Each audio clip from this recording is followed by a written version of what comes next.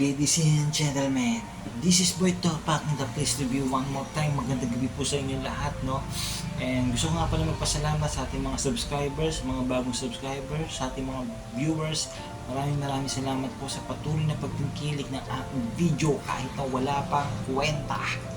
Alright. Sakit talaga ng ngipin ko, guys. Pasensya na at ngayon ako nakapag-upload ng video. And gusto nga pala magpasalamat sa asawa ko na palagi ako sinusuportahan, and I always love you and always supporting you also. Kahit ano pang gawin mo, dito lang ako nakasuporta para sa'yo. Huwag ka rin masyado magpapagod, magpahinga ka rin, lagi kang magkakape, no? I always love you and I always missing you. Kikita na rin tayo soon. Mi amore. Second, shoutout din pala dito kay Mr. Russell ng Marilao, Bulacan, Santa Rosa, no, Patubig, isa sa mga rapper dyan. Maraming salamat sa effort ng paggawa sa akin ng freestyle rap. Maraming salamat, na-appreciate ko yun. At salamat din sa iyo sa pagbibigay ng topic ngayong gabi na ang pamagat, ang mga hilang, mga taong nanghihila pababa, no? Sige, tatagiging topic natin yan. Shoutout muna ako. Magpatuloy ka sa pangarap mo, taguin mo yung pangarap mo para sa pamilya mo, sa taong minamahal mo. Keep it up yo. Tungkay Records. Let's go. And shoutout nga pala kay Jomar Licaros ng Balagtas, Bulacan. Lagi kang mag-iingat, bro. Ingat ka sa trabaho mo. Mapag-umaga, mapag-gabi, mag-iingat ka, and supportan mo lagi yung pamilya mo. Ikaw na lang ang aasahan nila bilang panganay sa mga lalaki, no? Ingat ka dyan and keep it up the good work. And shoutout din po pala kay Ma'am Mandy na asawa ni Roldan 5 na taga May Kawayan, Daungan. Maraming salamat po sa pagsuporta dito sa aming video. Kayo mag-asawa, maraming salamat. Mabuhay kayo bilang Pilipino, alright? Oh yeah.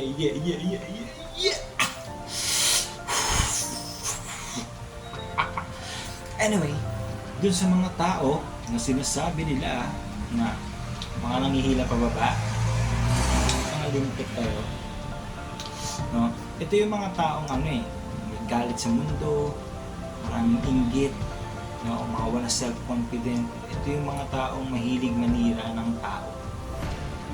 Ito yung mga mahilig manira ng mga taong may mga pangarap sa buhay.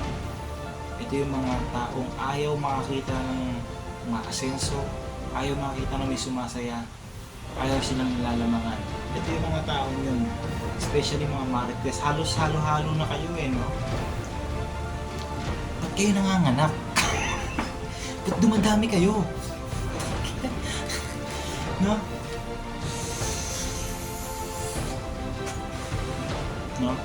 Ngayon, papayo ko lang sa mga taong nangangarap dyan, gusto umasenso sa buhay, may mga gusto makamit sa buhay, ituloy nyo lang yan, no? Huwag niyo pansinin yung mga taong ganyan, yung mga naninira, yung mga kung ano kinukwento, yung mapaggawa ng kwento. Tangina, gumagawa ka pala ng kwento, bakit di ka mag-storyteller, no? Gumawa ka ng maraming libro at ipangalan mo sa'yo, manto. Ito magaling ka ng storytelling, you know?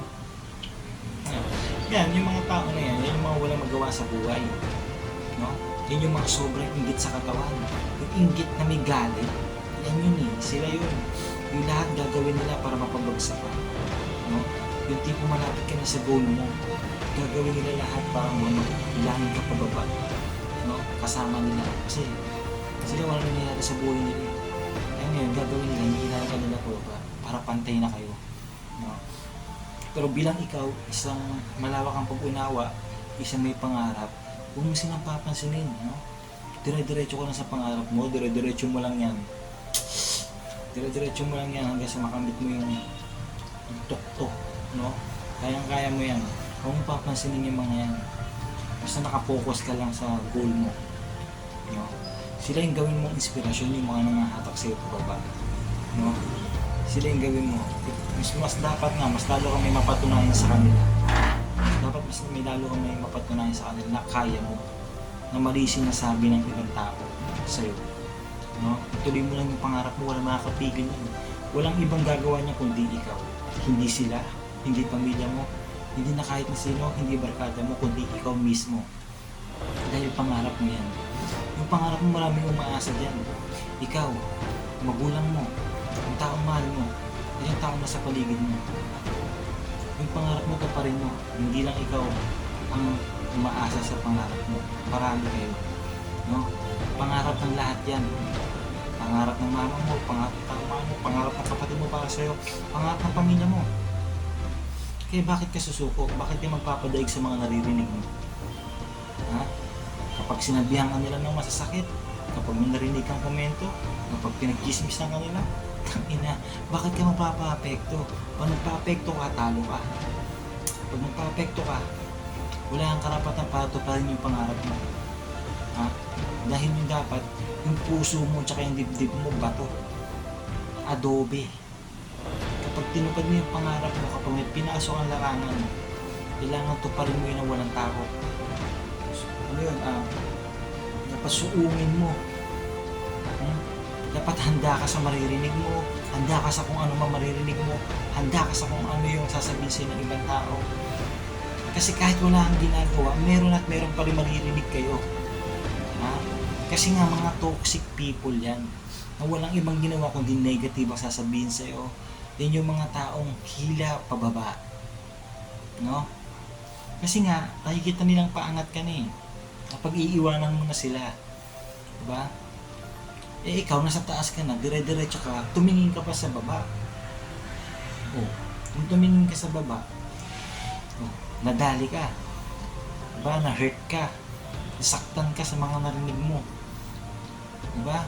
Nagbalat sibuyas ka. Konti lang marinig mo na masakit, ayoko na. Kasi ganito yung narinig ko. Masakit sila magsalita.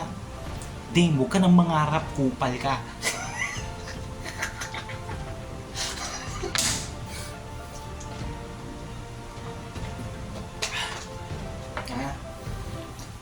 Tandaan mo yan, dapat adobe yung puso mo, adobe yung dibdib mo. Kung ano man marinig mo sa kanila, o ano naman. Diba? Bakit? May yan bagbaki sa buhay ko. Gagawin mo ang pangarap mo na hindi nakikinig sa sinasabi ng iba. Kung sa tingin mo, yung sinasabi ng iba na yun is makakatulong sa'yo, go. Pero kung puro negative lang ang lumalabas, dire-diretso ka lang. Gawin mo silang inspirasyon, to. Mas lalo mo ipakita sa kanila na kaya mo. Ha? Na mali yung sinasabi nila. Ha? Doon mo kunin yung lakas mo.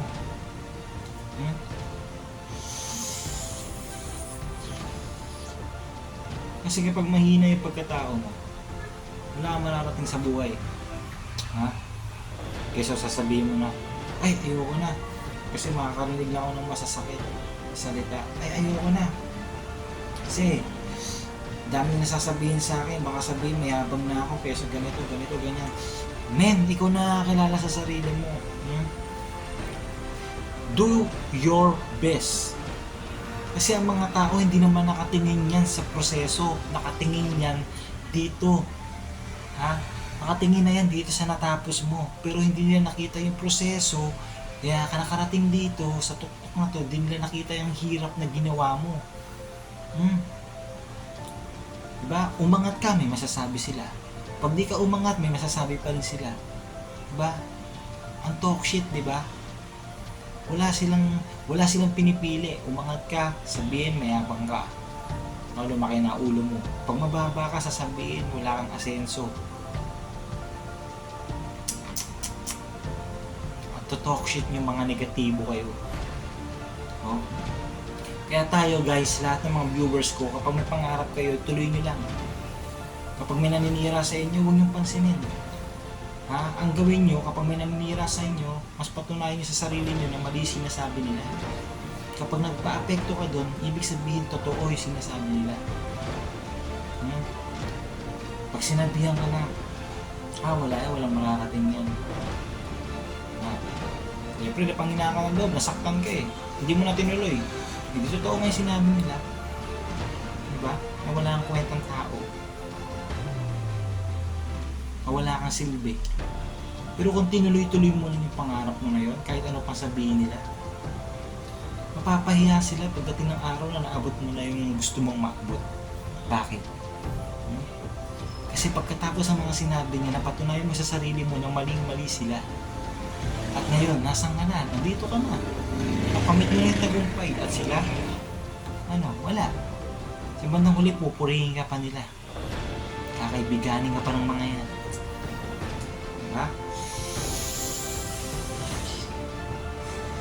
Kaya Russell, mapapayo ko sa'yo.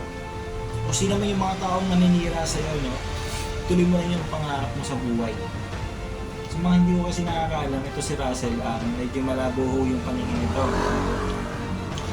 Pero ubod siya ng talento, magaling mag-rap, no? And marami rin siyang ibang kakayahan at talagang kakahangaan nyo. Ituloy mo lang yung laban mo sa buhay, ituloy mo lang yung pangarap mo para sa pamilya mo yan, hindi sa pamilya ng iba. Walang silang ambag sa buhay mo para magpahata ka pababa. Kailangan patunayan mo sa kanila na kahit ganyan ka lang, kahit ganito lang tayo, kaya natin tumayo sa sarili natin paa at kaya natin anumang pagsubok sa buhay. Kaya kailangan magpa-apekto dyan sa mga tukmol na yan. Kasi yan mga yawa, mga walang magawa sa buhay, mga wala pa napapatunayan sa sarili. Mga wala pa napapatunayan sa sarili, puro inggit lang ang alam. Kaya ang kailangan nilang gawin, atake ng pababa para marami na sila. Tanda mo to kahit masakit ng ngipin ko, tutuloy ko tong video na to para sa mga taong nanghihila pababa dyan. Kuhilain ko kaya yung short mo, wag na, baka di ka patuli.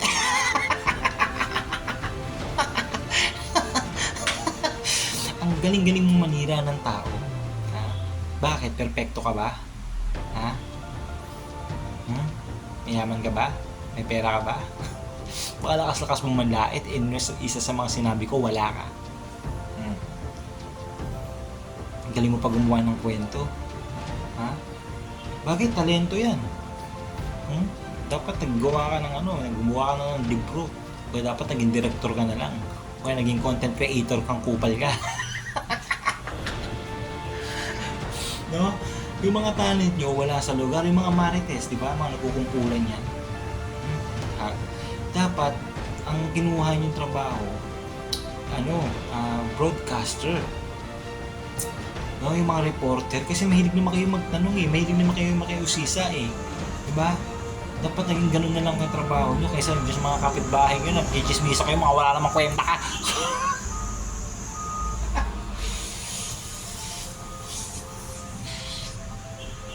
Mga inggit, pag inggit, pikit, no? Pumikit, tas nainggit. Pag inggit ulit, sakit. Stage 4 cancer na yan, pre. Walang gamot dyan. Pag inggit ka, pre, gawin mo, kumuha ng kutsilyo, tas laslasin mo yung dibdib mo. Laslasin mo yung dibdib mo, no? Tas patahin mo uli. Wala lang, trip mo lang. Pag sinunod mo yun, bobo ka. Hindi ka lang inggitero, no? Utu-utu ka pa. Tapos ito pa yung mga dami sinasabi, no? Para masira ka lang, no? Ipag-imbento, kung ano pinagkukwento. Magsilubay nga kayo. 2024 na, no? Tanggalin nyo na yan. Hindi ako masyado makapagsalita dahil masakit na talaga yung ngipin ko Pero pasensya na, no? Kung hindi ako masyado makapag-vlog ng maayos sa sobrang sakit ng ngipin ko. Ilang araw ng ganito, no? Pasensya na po. Ngayon, as of now, ngayon puputulin ko muna yung video ko. Maraming salamat po sa mga sumusuporta sa asawa ko. At sa lahat ng mga taong nanonood, maraming salamat po. Si Boy Topak dahil masakit ang ngipin. Muli muna magpapaalam. Maraming, maraming salamat. Maraming salamat. Sana meron kayo natutunan sa mga kwentong walang kwenta. At sa inyo yung mga nangihila pababa, huwag niyong antayin, hilahin ko kayo pataas. Okay, this is Boy Topak. Maraming salamat sa inyo. Pasensya na dahil masakit pang talaga ang ngipin ko. Peace out. Ay, teka lang. Abangan niyo yung mga susunod kong video. Huwag kayong mawawala. I'll be back. Okay? Thank you. Boy Topak. Peace out.